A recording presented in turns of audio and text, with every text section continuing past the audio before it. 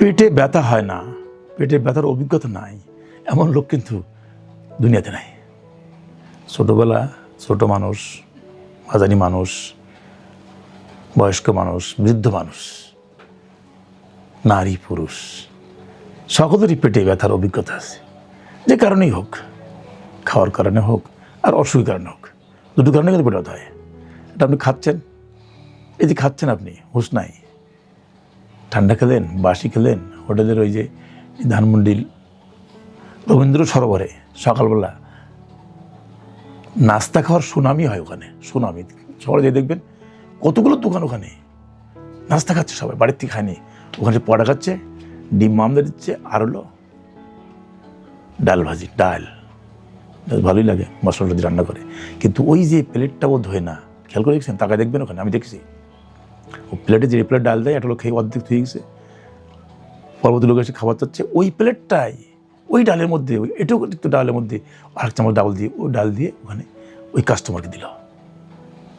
সেটাতে আমার পেটে হবে, ডায়রিয়া হবে, অ্যাকুট গ্যাস্ট্রাইটিস হবে, আর কিছু হয়, পেটে কোনো অসুখ হয়, তাহলে ব্যথা হবে।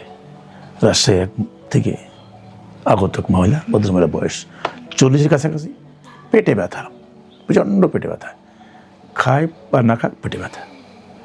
রাজশাহীতে দেখিয়েছে, এন্ডোস্কোপি করেছে, আলোচনা করেছে, কিন্তু কোনো কিছু বুঝতে পারে নাই। গতকাল আসছে আমার চেম্বারে, সে আমার চেম্বারে আসছে, তার এক আত্মীয় সাথে করে নিয়ে আসছে। বর্ণনা ঠিক এরকম, আমার সারাক্ষণ পেটে ব্যথা হচ্ছে 3 মাস ধরে। আমার রিপোর্টগুলো দেখালাম, দেখলাম সব রিপোর্ট নর্মাল, কিন্তু পেটে ব্যথা কমতেছে না, ওষুধ খেয়েও কমতেছে না, ভাত খেয়েও কমতেছে না, একটাই মতো লক্ষণ পেটে ব্যথা। কী করবেন? এন্ডোস্কোপিগুলো দেখলাম, আমি আলোচনা দেখলাম, কিছুই নাই। তখন আমার সন্দেহ হলো সামথিং রং। তাদেরকে আশ্বস্ত করলাম যে এই পরীক্ষাগুলো আমি রিপোর্ট দেখেছি, এর মধ্যে কোনো ক্লু পেলাম না, পাচ্ছি না, আমি আমার মতো করে পরীক্ষা করতে চাই, রাজি আছেন কিনা? বলে হ্যাঁ স্যার, রাজি আছি। আমরা তাকে বেশ কিছু ব্লাডের প্যারামিটার দেখলাম, পাশাপাশি একটা এন্ডোস্কোপি করলাম। এন্ডোস্কোপি করতেই দেখলাম এন্ট্রাম লিজনে বেশ বড় একটা গ্রোথ। এন্ট্রামে পাকস্থলীর এন্ট্রাম বলি, পাকস্থলীর নিচের অংশ যেটা, ফান্ডাস, বডি অ্যান্ড এন্ট্রাম, 3টা অংশ, তো নিচের অংশটাগুলো এন্ট্রাম বলে।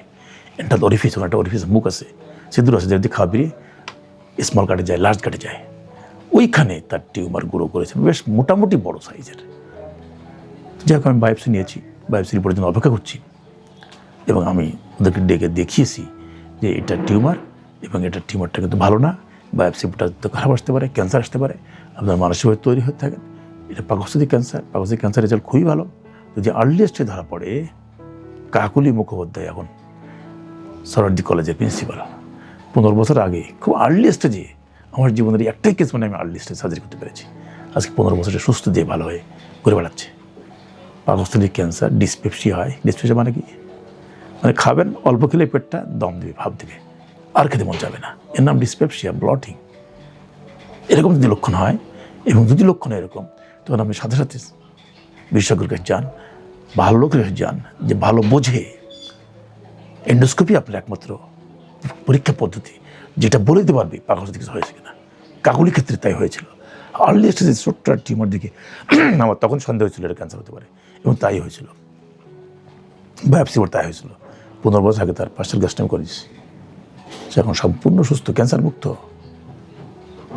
তাহলে আপনার আর্লি সিদ্ধান্ত খুবই গুরুত্বপূর্ণ, কিন্তু আপনি যদি সিদ্ধান্ত সঠিক নিতে পারেন, আপনার জীবন দীর্ঘায়িত হবে। আর যদি আপনি সিদ্ধান্ত নিতে সময় ক্ষেপণ করতে থাকেন, তাহলে কিন্তু আপনার রেহাই পাওয়ার কোনো সুযোগ নাই। যে কোনো ক্যান্সার সার্জারি করলে আবার হয়, রিকারেন্স বলে, কিন্তু আর্লি স্টেজ যদি করতে পারেন, তাহলে আপনার টিউমার টিস্যুটা নির্মূল হয়ে যাবে, ক্যান্সার টিস্যু নির্মূল হয়ে গেল, আপনার রিকারেন্স আর হবে না। আপনাদের সেই সুযোগ নিতে হবে। আপনার অসুখটা আর্লি স্টেজে নির্ণয় করার জন্য আপনার ইচ্ছাই যথেষ্ট, বেশি মানুষের উপদেশ নেওয়ার দরকার নাই। আপনার মন কী বলে, মনের কাছে জিজ্ঞেস করেন। আপনার রোগের লক্ষণগুলো আপনার মনই বলে দেবে, লক্ষণগুলো কী আর কী রকম চিকিৎসা করতে হবে। আপনি এর কাছে ওর কাছে যাবেন, হোমিওপ্যাথি চিকিৎসা করবেন, কবে চিকিৎসা করবেন। ওই একজন বলছে যে আপনার ডায়াবেটিস নির্মূল করে দেবো, সিরাপ বানিয়েছে, বিক্রি করছে, 7 দিন ডায়াবেটিস নির্মূল হয়, কখন হবে না? চ্যালেঞ্জ থাকলো, ডায়াবেটিস কখনো 7 দিন নির্মূল হবে না কোনো ওষুধে। যদি আপনার সিস্টেম ড্যামেজ হয়ে থাকে, যদি আপনার পাকস্থলীতে ক্যান্সার হয়ে থাকে, যদি ক্যান্সারটা আর্লিয়েস্ট হয়ে থাকে, আপনি পার্মানেন্ট কিওরে যাবেন। সার্জারি আপনার চিকিৎসা যে আপনাকে ক্যান্সার থেকে রেহাই দিতে পারে, আর কোনো চিকিৎসা কিন্তু রেহাই দিতে পারবে না। সে রেডিওথেরাপি হোক, কেমোথেরাপি হোক, আর ইমিউনোথেরাপি হোক, কোনো থেরাপি আর কাজ করবে না যদি অ্যাডভান্স স্টেজে যায়। ধন্যবাদ।